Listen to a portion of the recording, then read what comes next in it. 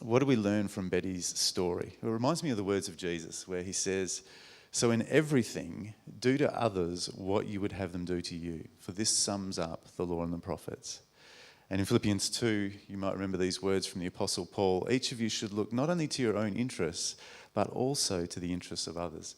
Did you notice how Betty, coming into those situations, was interested in listening and teasing out what people's real interests were, what was really going on for them, rather than trying to impose changes on their behaviour? She saw those atrocities.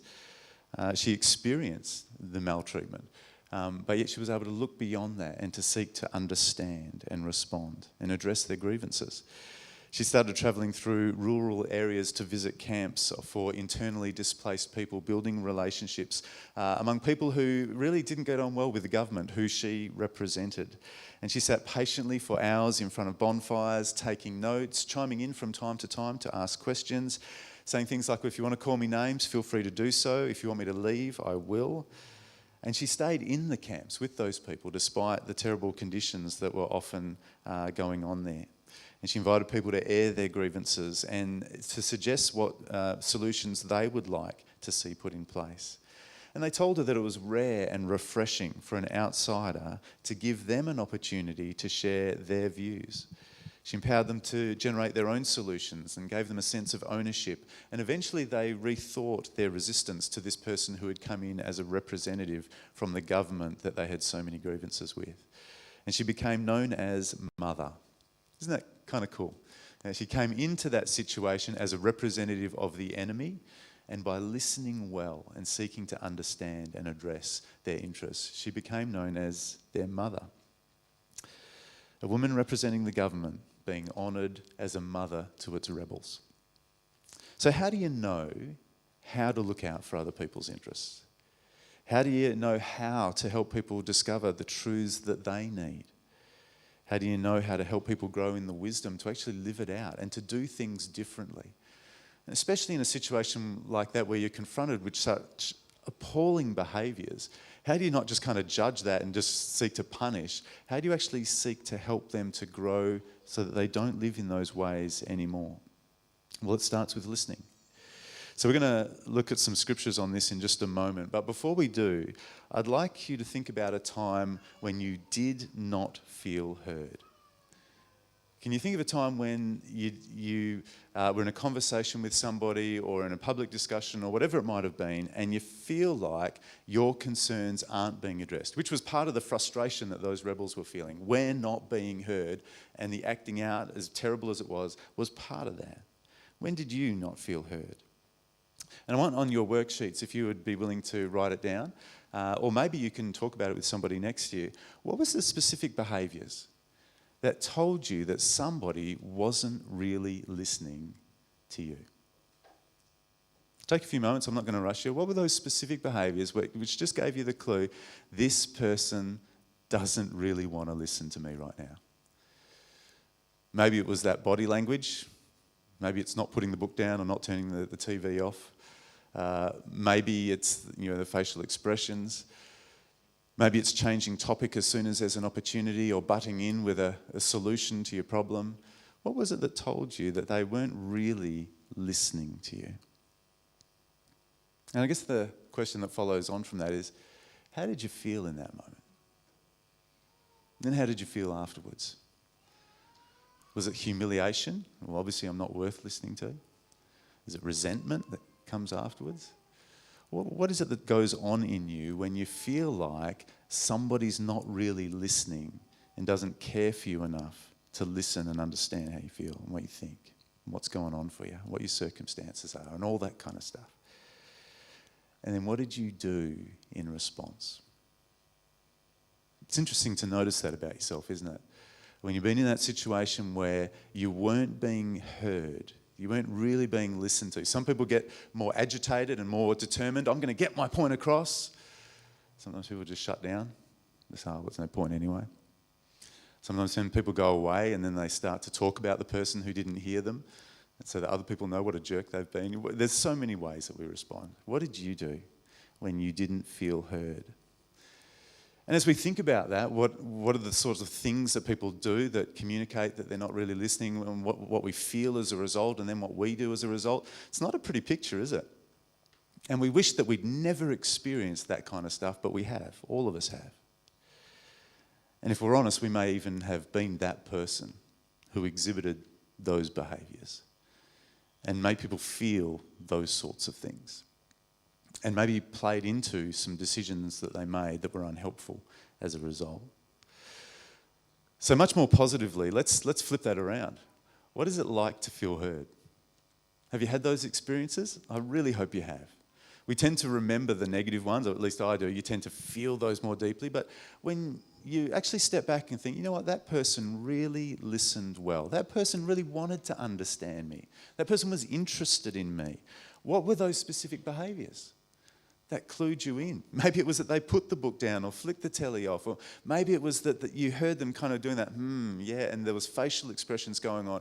Maybe they asked an insightful question that made you go, yeah, that person gets it. Or they don't get it yet, but they want to. So what were those things that really clued you in that somebody was listening to you? How did that feel when you were being so well heard in that moment? And what did you do in response in that situation? You know, as you just think through life's experiences of being either heard or unheard, it's pretty obvious when you remember the words of Jesus, so in everything treat others the way that you want to be treated, and the words of Paul, look out not only for your own interests but also the interests of others. It's pretty obvious what kind of people we want to be, what kind of behaviours we want to exhibit, what kind of feelings we want to produce in others, and what kind of impact we want to have on them as they respond to the way that we engaged with them. It's clear how we would like to be treated. So why don't we do that all the time? Why isn't it our default? Well, maybe it is for you, and maybe it's just me up here saying, you know, I don't do this well all the time. Well, Proverbs says this to us. The one who gives an answer before he listens, this is foolishness and a disgrace for him. Better reflected on the fact that so many had gone in and said, this is what you need to do, or let's work out a solution. And the rebels hadn't actually felt heard up until that point. The one who gives an answer before he listens, this is foolishness and a disgrace. And isn't it, as we talked about last week, isn't part of the reason that we do that is because we think we're already wise enough? Hey, I know what you need to do here. Oh yeah, I get it. And we're actually showing our foolishness when we answer before we really listen. As another proverb in the same chapter, in verse 2 says, a fool does not delight in understanding, but only wants to show off his own opinions. This is that moment where I get a little bit red-faced and go, I think I identify with that sometimes. I think I've been in a conversation where I just can't wait to say what I think and have people say, you're right. Have you ever known what that's like? Or I see where somebody's doing something, I just want to let them know, you're not doing the right thing. And it would be nice if they said, you're right, but at least everyone else can say, yeah, you were right about that guy. You know, we love to be shown to be right. Sometimes more than we love actually understanding. But it's not only that desire to show off what we know that causes us to be quick to speak and slow to listen, reluctant to listen and understand. There's a few more that I've experienced, and there's so many Bible verses we could go through today, but so that you do get out of here before lunchtime, I want to just talk about some of what I've experienced, and hopefully if you know the Bible well, you'll go, yeah, talks about that in a lot of different places. See if you identify to some of these barriers to listening. Impatience, where I'm so conscious of my time that I'm not so conscious of the value of the other person in that moment. I'm valuing my time more than I value them. And maybe it's because you want to get back to watching the footy or getting on with that important job, but something has become more important than really understanding the other person. This is a big one for me, a mental comparison, where I remember the last time this issue came up, or a conversation I had with somebody else who was similar, or when I saw that thing happening in another situation, and you think that you already know because of something similar that's happened before. You bring the past into the present. So rather than really listening to understand what's going on right now, you think, oh yeah, I've had this conversation with somebody else before. Oh, I know why people do that. Or, yeah, I've heard that argument. Rather than just slowing down and listening. Defensiveness. Oof. Sometimes if you feel like you're being attacked, do you know what it's like to have the adrenaline pumping and the heart rate increases and you've just got to defend yourself more than you can just slow down and how well do I actually understand what they're saying to me? And maybe you're feeling defensive about yourself or maybe it's somebody that you love and you feel like defending them is more important than understanding what's really going on in the situation. We all felt that urgency sometimes. And this next one is really interesting, that inability to empathise. Sometimes somebody's experience is just so different to mine that I'm having trouble actually grasping what they're trying to say and how they're really feeling and all that I need to understand if I'm going to engage in a loving and truthful way. Or maybe it's that I'm so distracted by what's going on in my world and what I'm feeling that the ability to put that to the side so I can really tune in. What's this person really trying to say? What are they feeling in this moment? And how can I love them well? Sometimes it's hard to do that. And you might think of a whole bunch of more reasons that you struggle to listen sometimes, but I know that there's 4, as well as that one out of Proverbs, which makes 5. I identify with all of those. But there's not just internal things that make it hard to listen to people really well. There's the obvious kind of external barriers as well. Like sometimes you're just in a noisy place and trying to listen to somebody well, it's just hard in that moment. And sometimes you are legitimately busy.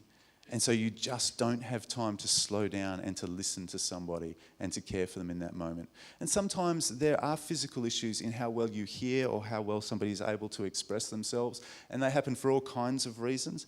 Sometimes they're developmental reasons. I love helping little kids. And you might remember this as an example of Jesus. I love to make sure little kids know that as a trusted adult in their community, that I want to nurture them and care about them. I'm interested in them. So I like to take the time and get down on their level and be interested in what they're doing.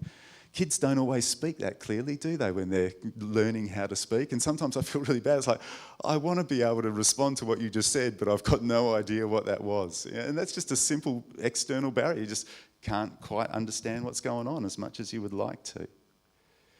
There are different access and those different developmental stages and different languages which we naturally speak and we're all learning how to communicate really well. Sometimes there are those external barriers as well. And I don't want to let either internal or external factors prevent me from doing what Jesus models, what the Bible commands, and what Betty's experience shows to be so powerful, and really listen to people. I want to know how to pursue the better way that the Bible has for us. So there's another proverb that I want to live out. Doesn't matter what's going on internally, doesn't matter what's going on externally. There's a proverb that I think all people benefit from when they put it into practice in their lives. Proverbs 20 verse 5 says this: "Counsel in a person's heart is deep water, but a person of understanding draws us out." Doesn't matter what's going on in a person's life or how badly they're acting out. You want to know what's actually going on inside. What is it that's driving that? How can we help people understand what they really believe and what they really feel and what their attitudes are really like and all of that kind of stuff so that God can speak His truth into their hearts? The word translated counsel here can mean a person's motives, their plans, their thought processes, their attitudes, their beliefs. It's all of that stuff that is going on inside us.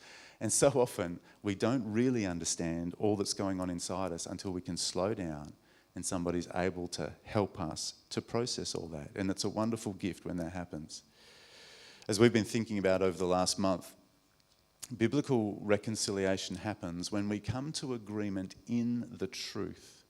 It's not just about agreeing with each other. It's not just about being similar in what we want to do and how we want to do it. It's actually coming together in the truth that is in Jesus. That's where you have true reconciliation. It's being in right relationship with God and with people. And whenever our lives line up with God's truth, and sometimes it happens in ways we don't even know and don't acknowledge, but when we are living out what God says is true, then we and others are blessed. That's why Romans 12 urges us, don't conform any longer to the pattern of this world. Be transformed by the renewing of your minds so that you can test and approve what God's will is, His good, His pleasing, His perfect will. As you allow God to teach you what is true and live that out, you discover his ways are always good. They are the best ways for us and everyone else. So when you agree with people in ways that disagree with God, you are not winning. When you join with people in things that don't line up with God's good plans, you are not winning. That might feel like you're together, but you're heading in a destructive direction, and eventually it will tear you apart. But it's when we come together in God's ways, that's real reconciliation. And last week, as we thought about what is it like to be able to grow in that together, how do we grow in wisdom of living according to God's truth? We looked at 4 things. That in the very beginning of the book of Proverbs, it says we're going to speak these things and help us to grow. And there's an invitation to join in that community. And the very last one there seems weird if you've watched Batman movies. How do riddles help people? If you've read Lord of the Rings or whatever, and riddles, how are they helping people to be wise? Isn't that just trying to stump somebody? No, riddles in the way that it's used in the Bible is it's helping people to kind of sit back and go, oh, not sure, I'll have to think about that more deeply. And it's doing exactly what Proverbs 20 talks about. It's drawing out those deep waters. What do I really think? What do I really believe is true? What does God actually say? It's to pause and uncover things that had been hidden. That's what that is all about. It's about asking really great questions. So today we're going to think about what is it that's going to help us to ask really great questions that then allows us to listen well to people and to journey together into God's truth. See, in any given situation and on any given topic you might be discussing, there's always 4 things that can be going on. And it doesn't matter if you are having a great time with somebody, or whether you're involved in a conflict with somebody, or whether you're debating something with somebody, whatever is going on, whenever you have community of 2 or more people, these 4 things are always true. Either you could both be right, doing the right thing, or thinking the right thing, or saying the right thing. You could both be on the same page and you could be A-OK, and that's great. Or I could be right and you could be wrong, which is, the other half of the time. So, not really. Sometimes I might see things that others don't see. Or sometimes I might be doing things that are right where others might be doing things that are wrong. That can happen sometimes. Next one is you could be right and I could be wrong. Sometimes what you think is correct and what I think is wrong. Sometimes what you're doing is right and what I'm doing is wrong. That can be the case sometimes. And the last box, which is the least pleasant one, we could both be wrong. Both what we're thinking and how we're doing things, we could both be wrong at the same time. And that's kind of obvious when you know your theology and when you know the story of the Bible from the very beginning. We're all made in the image of God. All of us reflect his goodness somehow. That's part of being human. You can't get away from that. You can't undesign us in the image of God. Every single human being has stuff that they know and believe which is right, and stuff that they do which is good. It's part of the stamp of the Creator. And if you say that that's not true about somebody, you're saying the designer wasn't very good. That's a stupid thing to say. Don't say that. It's offensive to people and it's offensive to God. Recognise every person is made in God's image. Every person bears his stamp. So we recognise that in people, but we also recognise that the fall affects us all. We're all corrupted somehow. We all make mistakes. We all fall short of the goodness of God. You do it, I do it. And that means that all of these things need to be true all the time. Sometimes the areas that we are reflecting God's image overlap. Brilliant, we're both right. Sometimes the areas where we're stuffing up overlap and we're both wrong. And then the rest of the time, well, it'll be one of us who's doing right and one who's doing wrong. One who knows right, one who knows wrong. That's just common sense. It's the logical outworking of biblical anthropology, what the Bible says about people. But the reason I take the time to point that out is when you stop and think that and remember that that's true, it can help you to frame good questions that will enable you to make the most out of each of those situations. So for example, let's start with my favourite box, we're both right. When you agree with someone, and especially when you agree on things that really matter to both of you, how does that feel? It's encouraging, it's affirming, it's reassuring. It helps you to feel close to somebody. You know, when you discover something that you have in common with somebody, it's like there's a bond that forms, right? Affirming things we both believe and value is great for our relationship. Now, let's just say that you're having a disagreement with somebody. Don't you find that sometimes everything can revolve around that disagreement? So if you're able to ask questions and to listen well and be reminded of areas where you both agree, and it might be as simple as, even though we're disagreeing in this moment, we both want to please Jesus. Praise God. That's more important than what you're disagreeing about, isn't it? Or it might be that just simply your shared humanity. One of you loves Jesus, one doesn't. Whatever it might be, find the thing that you can agree in, because it builds a sense of connection and trust in one another that is essential if we're going to move forward anywhere. The Apostle John said, "I've got no greater delight in my life than when I see my children agreeing in the truth." I identify with that. As a parent, I identify that, and I know what it's like to experience that. Finding ways, areas in which you are both right, that you are both living out God's truth, that's brilliant. What kind of questions might lead you to discover that about somebody? What kind of listening might help you to discover that about someone? That's my second favourite box. My favourite one is that we're both right. Finding what that is, enjoying the sense of unity that I have with people, enjoying that sense of, yes, we're coming together and we both really want what's right and good for each other. That's my favourite place to be, and that's what we need to focus on finding first of all. My second favourite box, and the one that I like to go to next, is where you're right and I'm wrong. Now, you might have thought, knowing me, that I like the other one. I'm right, you're wrong. And there's a part of me that really loves that spot too. But in actual fact, as I've gone through life, I've learned to love that second box, you're right, I'm wrong.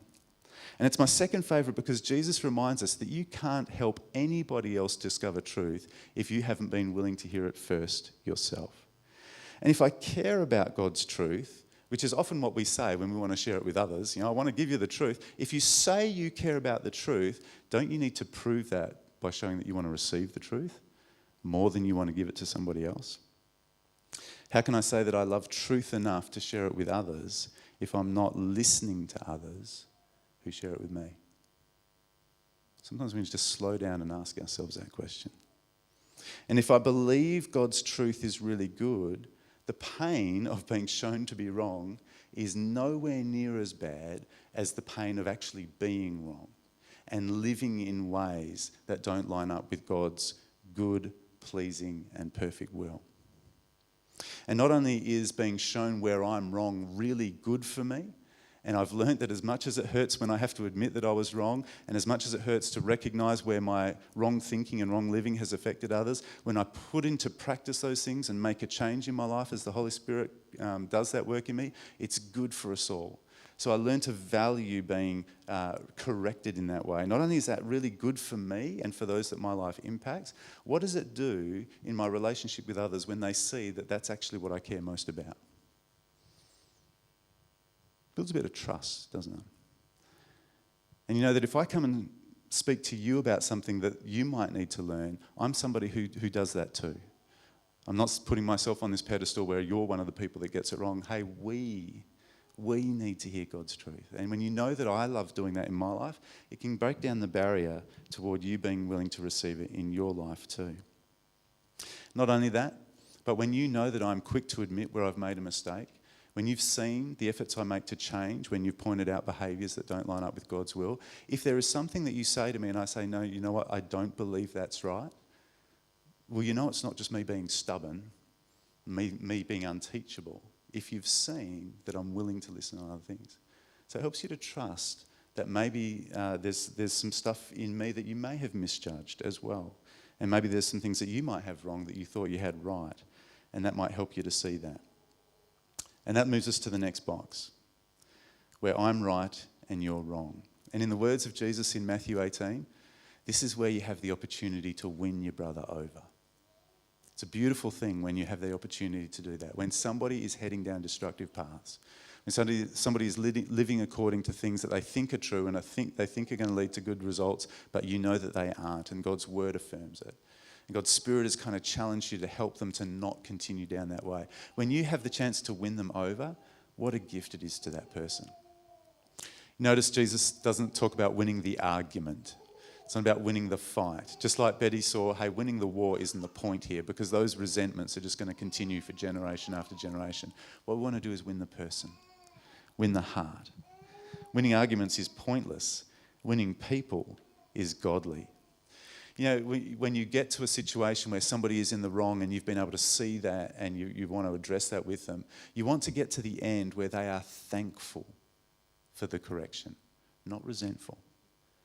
Completely changes the way that you engage, the sorts of questions that you ask, the sorts of listening that you engage in when you're wanting to help people discover things in their life, some of those deep waters that need to be exposed and brought out into the light so that they can change.